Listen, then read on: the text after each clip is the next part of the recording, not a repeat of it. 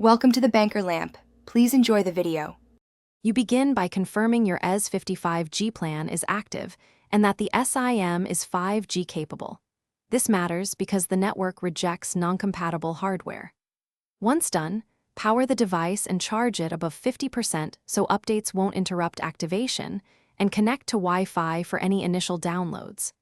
Next, sign in to your ES50 account, register the IMEI, and note the carrier APN settings. These 3 items speed the first live connection and prevent common provisioning delays.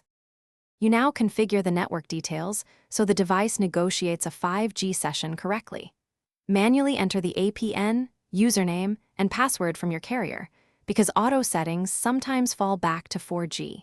Then set preferred network mode to 5G and 4G auto so handoffs are seamless. Enable data roaming only if you expect cross-network coverage. Install any firmware updates the device prompts for, and restart after each major change to ensure the modem reinitializes and applies new parameters. Finish by verifying the connection. Run a speed test, confirm the 5G icon and adequate signal bars, and test typical apps to validate latency and throughput. If you don't see 5G, toggle airplane mode for 10 seconds or power down and reinsert the SIM to force re-registration. This often resolves SIM provisioning glitches. If problems persist, export diagnostic logs, note the IMEI, and contact your carrier or ES50 support so they can check provisioning and over-the-air settings on their side.